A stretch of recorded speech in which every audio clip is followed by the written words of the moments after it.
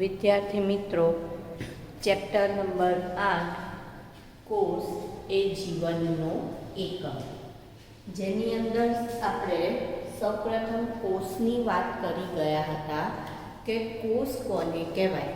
તો સજીવના રચનાત્મક અને ક્રિયાત્મક એકમને કોષ તરીકે ઓળખવામાં આવે છે. ત્યાર પછી આપણે જુદા જુદા વૈજ્ઞાનિકોનો કોષમાં ફાળો જોયો, જેમાં સૌથી પહેલાં રોબર્ટ હુક કે જેમણે કોષની શોધ કરી. ત્યાર પછી રોબર્ટ બ્રાઉન કે જેમણે કોષ કેન્દ્રની શોધ કરી. પરકિંજે જેમણે જીવરસ શબ્દ આપ્યો અથવા જીવરસની શોધ કરી. અને સ્લાઇડન તથા સ્વાન કે જેને અથવા સ્લાઇડન અને સ્વાન કે જેમણે કોષવાદ આપેલો છે, એમની આપણે વાત કરી ગયા હતા. હવે એનાથી આગળ કોષવાદમાં આપણે જોઈએ તો કોષવાદમાં જુદા જુદા મુદ્દા આપણે ચર્ચા કરવાની હતી કે કોષવાદમાં કયા કયા મુદ્દાનો સમાવેશ થાય. તો સૌથી પહેલાં તો જે સ્લાઇડન અને સ્વાને કોષવાદ આપ્યો એમાં પહેલો મુદ્દો એ હતો કે કોષ જે છે એની વ્યાખ્યા જે આપણે કહીએ છીએ કે કોષ એ સજીવનો રચનાત્મક અને ક્રિયાત્મક એકમ છે. તો એ જ વાત અહીંયા પણ આવે છે. બીજો એવો મુદ્દો કહે છે કે સજીવના કોઈ પણ સજીવ એ કોષનો બનેલો હોય છે. કોઈ પણ સજીવ કોષનો બનેલો હોય છે અને કોષીય દ્રવ્ય ધરાવે છે. અને ત્રીજો મુદ્દો એવો કહે છે કોષવાદનો કે પૂર્વ અસ્તિત્વ ધરાવતા કોષમાંથી જ નવા કોષનું સર્જન થાય છે. તો આવા કોષવાદના જે મુદ્દા છે સ્લાઇડન અને સ્વાને આપ્યા. આમાં જે સ્લાઇડન છે એ વનસ્પતિશાસ્ત્રી છે અને એમણે જુદી જુદી વનસ્પતિનો અભ્યાસ કર્યો અને એના ઉપરથી એમણે જોયું કે વનસ્પતિ કોષ એ જુદી જુદા કોષોનો બનેલો છે અને કોષો ભેગા મળીને પેશીનું નિર્માણ કરે છે. ત્યાર પછી જે શ્વાન છે એ પ્રાણીશાસ્ત્રી છે અને એમણે પ્રાણી કોષો બધા જુદા જુદા પ્રાણીઓનો અભ્યાસ કર્યો અને એના ઉપરથી પ્રાણી કોષની રચના જોઈ. તો એમાં એમને બહાર એક રક્ષણાત્મક આવરણ જોવા મળ્યું જેને કોષરસ પટલ નામ આપ્યું. અને ત્યાર પછી એમણે આ બંનેને ભેગા મળી સંયુક્ત રીતે આપણને કોષવાદ થિયરી આપેલી છે. પછી આપણે આદિકોષ કેન્દ્રી અને સુકોષ કેન્દ્રીની ચર્ચા કરી ગયા.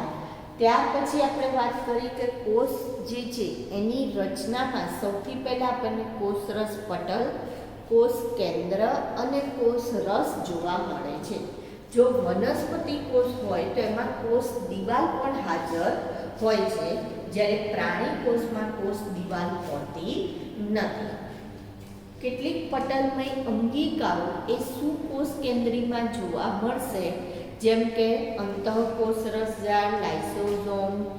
પછી પટલમય અંગિકામાં ગોલ્ગીકાયનો સમાવેશ કરીશું આપણે, કણાભસૂત્ર, હરિતકણ. તો આ બધા પટલમય અંગિકાઓ.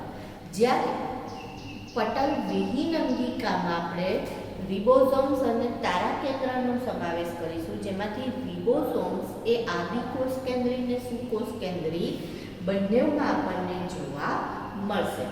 તો હવે ચર્ચા કર્યા પછી હવે આપણે વાત કરવાની છે આદિકોષ કેન્દ્રી જે છે એના લક્ષણો. આદિકોષ કેન્દ્રી સજીવ કોષના લક્ષણો જણાવો. આદિકોષ કેન્દ્રી કોષના લક્ષણો. બરાબર. તો સૌથી પહેલા આપણે એમાં ઉદાહરણ તરીકે કોને લઈ શકીએ આદિકોષ કેન્દ્રીમાં? તો બેક્ટેરિયાને આપણે એની અંદર લઈ શકીએ આદિકોષ કેન્દ્રીમાં. તો બેક્ટેરિયા, નીલહરિત લીલ જેને બ્લુ, ગ્રીન આલ્ગી જેનું શોર્ટ ફોર્મ થાય BGA, બ્લુ ગ્રીન આલ્ગી. ત્યાર પછી PPLO, પ્લુરો ન્યુમોનિયા લાઇક ઓર્ગેનિઝમ. અને માઇક્રોપ્લાઝ્મા. આટલાનો સમાવેશ આપણે શેમાં કરી શકીએ છીએ? આદિકોષ કેન્દ્રી સજીવમાં કરીએ છીએ. હવે જો કદ જોઈએ, પહેલું લક્ષણ આપણે એનું કદ. તો કદમાં અત્યંત નાના હોય છે. કદમાં કેવા છે?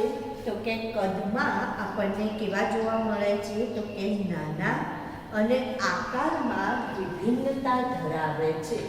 કદમાં નાના અને આકારમાં શું ધરાવે છે? વિભિન્નતા ધરાવે છે.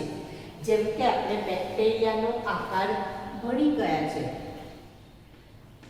કયા કયા આકારના બેક્ટેરિયા હોય છે? તો દંડાણુ, સર્પાણુ, ગોલાણુ અને વક્રાણુ. તો એ જ અહીંયા આપણને આકારનો જોવા મળશે. તો આકારની વાત કરીએ તો કયો કયો આકાર જોવા મળશે? તો દંડાણુ, ગોલાણુ, વક્રાણુ અને સર્પાણુ. આવા જુદા જુદો એનો આકાર જોવા મળશે. ત્યાર પછી જો વિભાજન ક્ષમતા જોઈએ, આ જે કોષો છે વિભાજન ક્ષમતા, તો આ કોષોની વિભાજન ક્ષમતા એ સુકોષ કેન્દ્રી કરતાં ઝડપી હોય છે. એટલે આપણે જો બેક્ટેરિયાની વાત કરીએ તો ધારો કે ઇસ્ચેરિસિયા કોલાઈ બેક્ટેરિયાનું ઉદાહરણ લઈએ તો લગભગ 20 મિનિટની અંદર એ ડબલ થઈ જતા હોય છે.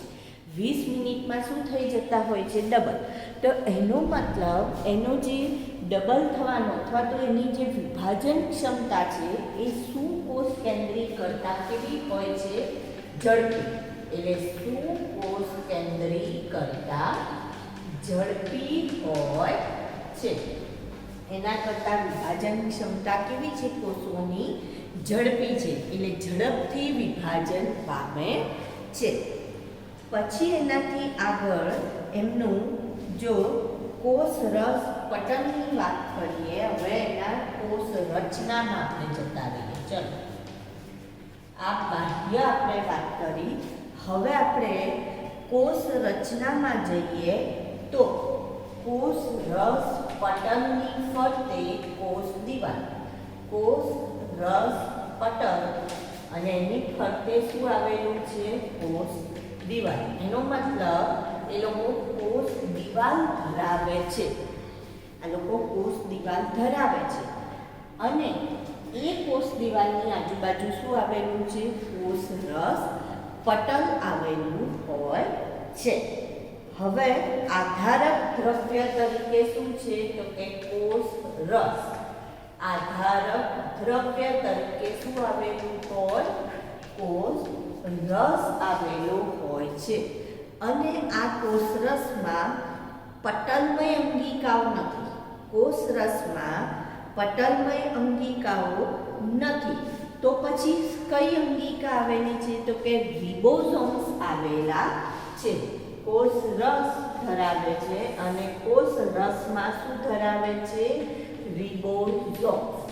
હવે આ જે રિબોઝોમ્સ છે એ બે પ્રકારના, એના જે બે પેટા એકમો હોય છે 70S અને 30S એવા પેટા એકમ છે. એના શું કહેવાય? પેટા એકમ કહેવાય. જે રિબોઝોમ્સ છે એ પેટા એકમ ધરાવે છે અને આ બે જોડાયામાંથી 70S પ્રકારના. S શું છે? તો કે જેમ આપણે કોઈને પણ આપણે ધારો કે ડિસ્ટન્સ માપવું છે તો એના માટે આપણે કિલોમીટરમાં, કે હું એમ કહું કે અહીંથી બરોડાનું ડિસ્ટન્સ કેટલું, તો તમે કિલોમીટરમાં મને જવાબ આપશો. તો કિલોમીટર જેમ યુનિટ છે એવી રીતના અહીંયા રિબોઝોમ્સનો યુનિટ શું છે? એસ. તો એના ઉપરથી તો 50s અને 30s એનો જે બે પેટા એકમ છે ભેગા મળીને 70s બનાવે છે. જો કદ લેવું હોય તો 15 થી 20 નેનોમીટર જેટલું આ રિબોઝોમ્સનું કદ છે. કેટલું? 15 થી 20 નેનોમીટર જેટલું કદ ધરાવે છે. તો એ રિબોઝોમ્સ શેમાં હાજર છે? તો કે કોષ રસમાં હાજર હોય છે. ત્યાર પછી કોષ કેન્દ્રની વાત કરીએ તો હવે આ કેવા છે? તો કે આદિ કોષ કેન્દ્રી છે. અને જો આદિ કોષ કેન્દ્રી હોય તો એનું કોષ કેન્દ્ર પટલ વિહીન હોય. પટલ વિહીન એટલે પટલ હોતું નથી. કોષ કેન્દ્ર પટલ ધરાવતું નથી. હવે જે પણ એની અંદર જે આનુવંશિક દ્રવ્ય હશે ડીએનએ, એ ડીએનએ તો એમાં હાજર છે જ, જે વલયાકાર હોય અથવા તો એક રંગસૂત્ર સ્વરૂપે હોય છે. એ કયા સ્વરૂપે હોઈ શકે? તો કે આપણને કયા સ્વરૂપે જોવા મળશે? કાં તો કયા સ્વરૂપે? વલયાકાર સ્વરૂપે અથવા તો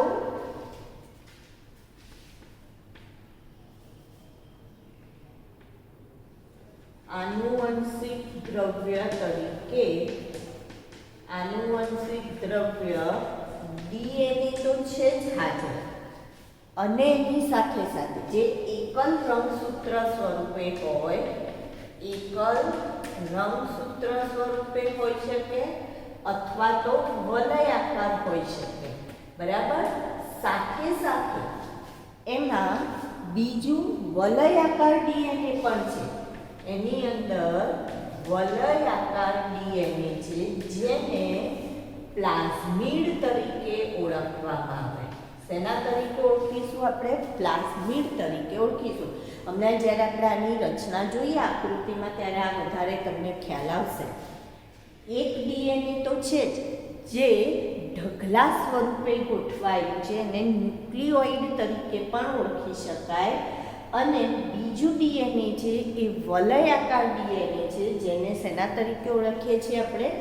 પ્લાઝમિડ તરીકે ઓળખવામાં આવે છે. બરાબર. ત્યાર પછી બીજી એક રચના છે જેને સૂક્ષ્મકાય તરીકે પણ ઓળખવામાં આવે. સૂક્ષ્મકાય. તો આ કઈ રચના છે?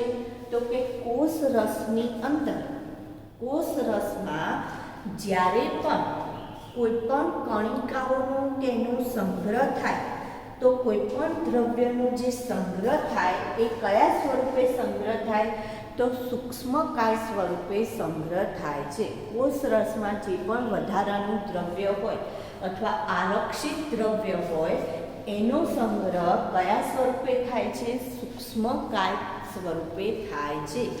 જેના ઉદાહરણમાં આપણે લઈ શકીએ ફોસ્ફેટ કણિકાઓ, જે કોષ રસમાં પડેલી હોય. બરાબર. ફોસ્ફેટ કણિકાઓ.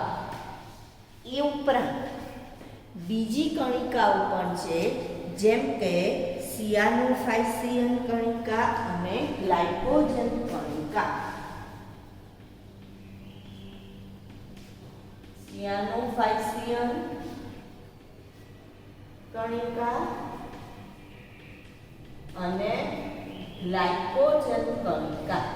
તો આવી કણિકા રૂપે કોષ રસમાં સૂક્ષ્મકાય સ્વરૂપે જે પણ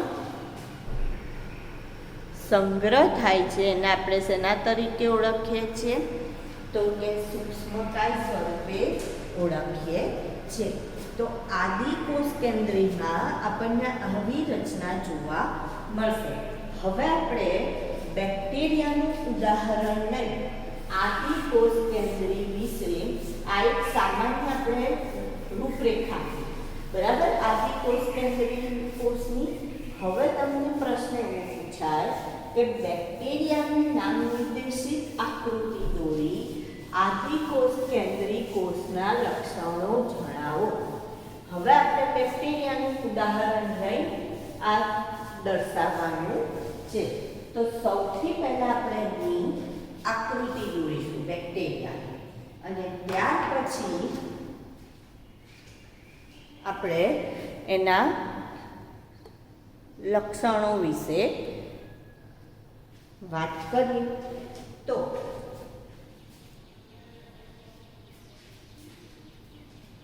સૌથી પહેલા આપણે એની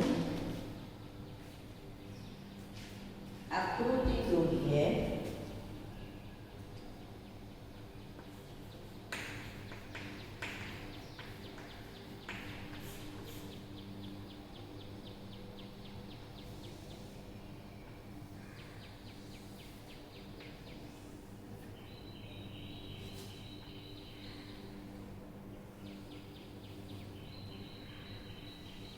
તો આ રીતની રચના જોવા મળશે આપણને.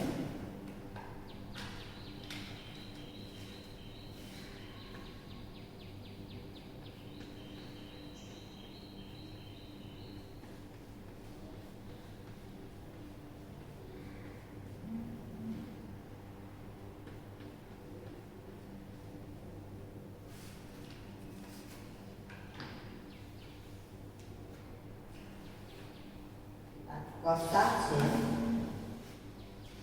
નામ નિર્દેશન કરતા જઈએ. આ છે કસા, બરાબર. પછી પીલી અને ફીંબરી આપણને જોવા મળશે. પીલી ફીંબરી જેવી રચના. ત્યાર પછી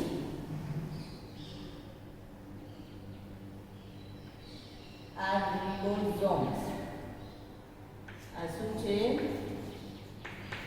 રિબોઝોમ્સ.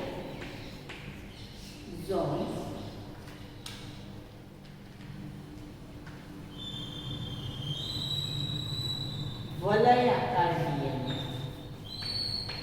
વલયાકાર ડીએનએ જેને પ્લાઝમિડ તરીકે ઓળખવામાં આવે છે. શેના તરીકે ઓળખીશું આપણે? પ્લાઝમિડ તરીકે ઓળખીએ છે. અને એનું જે ન્યુક્લિયોઇડ છે, ન્યુક્લિયોઇડ એટલે શું? તો કે જનીન દ્રવ્ય. જનીન દ્રવ્ય આ રીતના ન્યુક્લિયોપ્રોટીન પુંજ સ્વરૂપે, ઢગલા સ્વરૂપે હોય. એની આજુબાજુ આ કોષ કેન્દ્ર છે, એની આજુબાજુ પટલ છે નહીં, તો આને ન્યુક્લિયોઇડ તરીકે ઓળખવામાં આવે. જે શું ધરાવે છે? તો કે જનીન દ્રવ્ય ધરાવે છે. ડીએનએ જે આવી રીતના પુંજ સ્વરૂપે આપણને જોવા મળશે, ઢગલા સ્વરૂપે જોવા મળશે. અને બીજી એક રચના છે મેસોઝોમ નામની રચના. અહીંયા જે કોષ રસ પટલ જે છે એનું અંતર્વલન થયેલી રચના. આ છે મેસોઝોમ. સૌથી બહારની બાજુએ શું છે? કોષ દિવાલ. એની અંદર તરફ છે કોષ રસ પટલ. અહીંયા અંદર બધું શું હશે? કોષ રસ જોવા મળશે. કોષ રસ આધારક તરીકે આપણને જોવા મળે. હવે આની જ અંદર આપણે જોઈએ તો આવું એક બીજું આવરણ જોવા મળે છે, જેને કહેવાય ગ્લાયકોકેલિક્સ. શેના તરીકે ઓળખીશું? ગ્લાયકોકેલિક્સ તરીકે ઓળખીએ છે. ગ્લાયકોકેલિક્સ કેલિક્સ તરીકે ઓળખવામાં આવે છે. તો સૌથી પહેલાં હવે એની જો રચના જોઈએ તો કોષીય આવરણમાં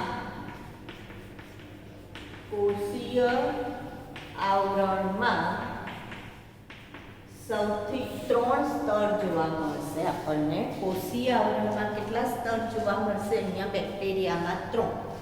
કયા 3 સ્તર? તો કે સૌથી બહારનું છે શું છે? ગ્લાયકોકેલિક્સ. સૌથી બહારનું ગ્લાયકોકેલિક્સ.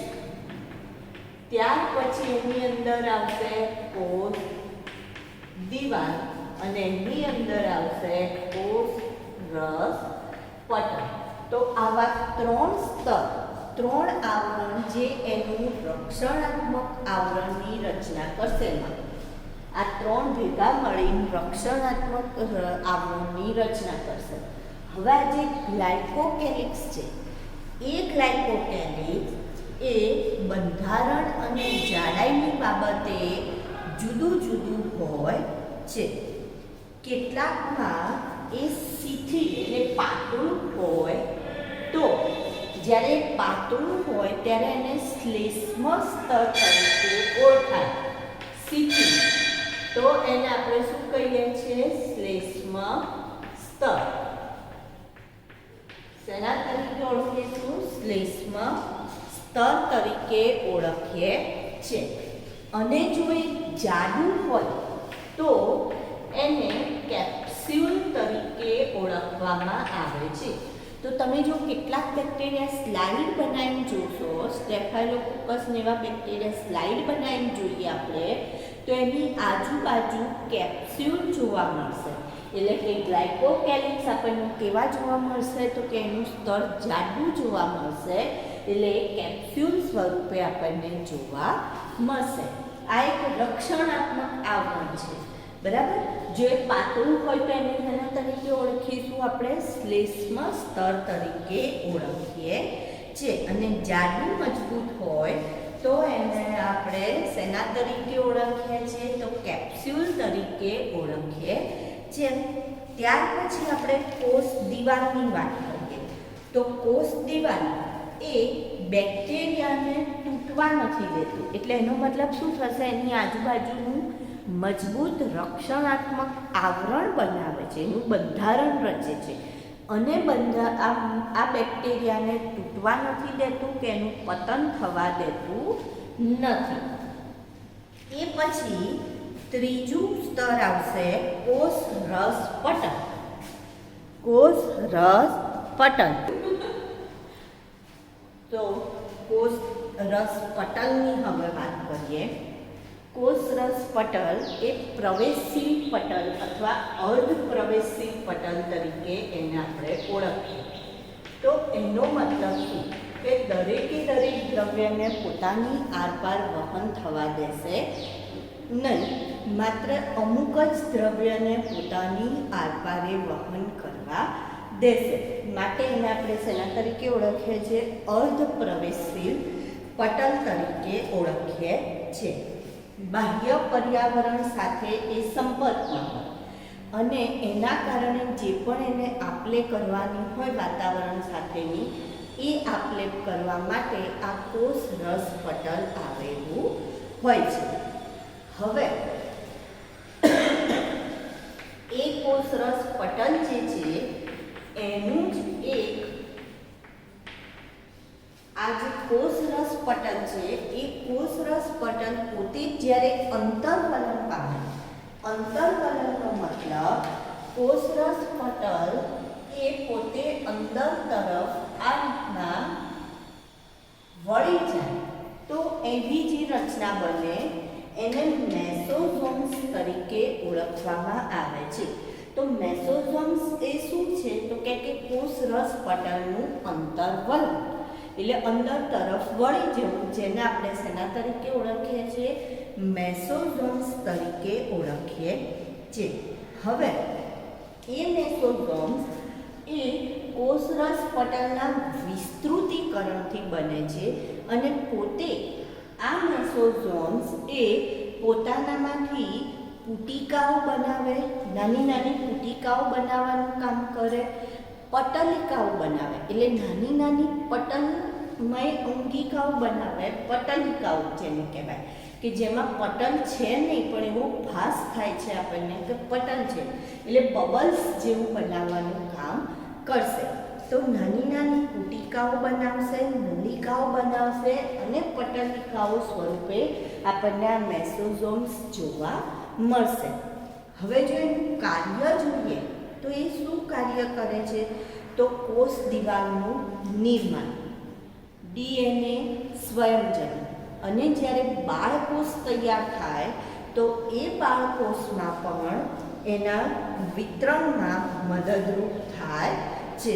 આ મેસોઝોમ્સનું કાર્ય આટલું આવશે કે ડીએનએ સ્વયંજનન, બાળકોષ જ્યારે બનશે તો એ બાળકોષમાં વિતરણમાં મદદરૂપ થશે અને સાથે સાથે કોષ દિવાલના નિર્માણમાં મદદરૂપ થાય. એ ઉપરાંત આટલું કાર્ય તો કરે જ છે, બીજું શું કાર્ય કરે છે? તો કે શ્વસન, પછી સ્ત્રાવની પ્રક્રિયા અને ઉત્સેચકોનો જે વધારો અને શોષણ સપાટીમાં જ્યારે વધારો કરવાનો હોય તો એવા વધારાનું કામ કરવા માટે, શોષણ સપાટી કે સપાટીમાં વધારો કરવા માટે પણ મેસોઝોમ્સ નામની રચના જરૂરી છે. તો મેસોઝોમ્સ એ આ પ્રકારની રચના છે. ત્યાર પછી જો આપણે સાયનોબેક્ટેરિયા અથવા તો નીલહરિત લીલ જો જોઈએ તો એમાં એ લોકો પોતાનો ખોરાક પોતાની જાતે બનાવે છે. સાયનોબેક્ટેરિયા જે છે એ પોતાનો ખોરાક પોતાની જાતે બનાવે છે. તો કેવી રીતના પોતાનો ખોરાક જાતે બનાવે? તો કે એની અંદર પ્રકાશ સંશ્લેષી કોષો હોય છે અને આ જે પ્રકાશ સંશ્લેષી કોષો છે કે જે રંજક દ્રવ્ય ધરાવે છે એમને ક્રોમેટોફોર એવી જે વિશિષ્ટ રચના છે એને શેના તરીકે ઓળખવામાં આવે છે? ક્રોમેટોફોર તરીકે ઓળખવામાં આવે છે. શેના તરીકે ઓળખીશું? ક્રોમેટોફોર. એ પછી પ્રચલન માટે બેક્ટેરિયામાં હલનચલન અને પ્રચલન માટે જો વાત કરીએ આપણે તો કેટલાક બેક્ટેરિયા ચલિત હોય છે અને કેટલાક બેક્ટેરિયા અચલિત હોય છે. તો ચલિત કયા બેક્ટેરિયા હશે? તો જે બેક્ટેરિયામાં કસા આવેલી હોય એવા બેક્ટેરિયા ચલિત છે, જ્યારે જે બેક્ટેરિયામાં કસા નથી એવા બેક્ટેરિયા કેવા છે? તો કે અચલિત હોય છે. હવે કસા શું છે? તો કે કસા એને ફ્લેજેલા તરીકે આપણે ઓળખીએ છીએ. કસાને શેના તરીકે ઓળખીએ છીએ? ફ્લેજેલા, જે ફ્લેજેલિન નામના પ્રોટીનની બનેલી છે. ફ્લેજેલિન નામના પ્રોટીનની બનેલી રચના જેને આપણે કસા તરીકે અથવા ફ્લેજેલા તરીકે ઓળખીએ છીએ અને એ કોષ દિવાલમાંથી તંતુમય જે રચના નીકળે છે, કોષ દિવાલમાંથી નીકળતી તંતુમય રચના છે. હવે જો કસાની વાત કરીએ તો કસાની રચનામાં આપણને તંતુ, અંકુશ અને તલકાય એવી રચના જોવા મળશે. તંતુ, અંકુશ અને તલકાય આ ત્રણ ભેગા મળે ત્યારે કસા બનશે. આમાંથી જે તંતુવાળો ભાગ છે એ સૌથી મોટો, તલકાયવાળો ભાગ છે જે કોષ દિવાલમાં અથવા કોષ રસ પટલમાં ખૂંપેલો હોય છે. કેટલાક બેક્ટેરિયામાં બે કસા હોય, એક અહીંયા અને એક અહીંયા, તો એને ડાયનોફ્લેજેલેટ્સ, ડાય એટલે બે, તો ડાયનોફ્લેજેલેટ્સ તરીકે પણ આપણે ઓળખીએ છીએ.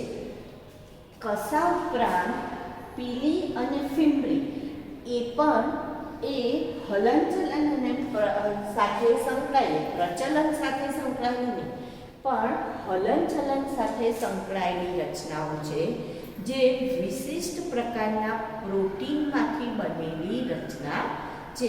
પીલી અને ફિમ્બરી જે વિશિષ્ટ પ્રકારના પ્રોટીનમાંથી બનેલી હોય છે. પીલી જે છે એ નલિકાકાર રચના જે પ્રોટીનમાંથી બનેલી હોય અને ફિમ્બ્રી એ કોષ ઉપરથી ઉદ્ભવતી નાની તંતુમય રચના, કોષ ઉપરથી ઉદ્ભવતી નાની તંતુમય રચના જે યજમાન સાથે જ્યારે આને ચોંટવાનું હોય કે બીજા સાથે ચોંટવું હોય આ બેક્ટેરિયાને, તો એમાં એને આ ફિમ્બ્રી મદદરૂપ થાય છે. ફિમ્બ્રીની મદદથી એ બીજા કોઈ પણ કોષ સાથે ચોંટી જવાનું કામ કરશે. તો આપણે બેક્ટેરિયાની રચના દ્વારા આપણે આદિકોષ કેન્દ્રી કોષના લક્ષણોની વાત કરી. આ જે પ્લાઝમિડ છે એનું વલયાકાર ડીએનએ એ આગળ આપણે 12મા ધોરણમાં તમારે ભણવાનું આવશે કે કઈ રીતના એનો ઉપયોગ જનીનિક ઇજનેરીમાં થતો હોય છે. તો આ બેક્ટેરિયાની રચનાની આપણે વાત કરી.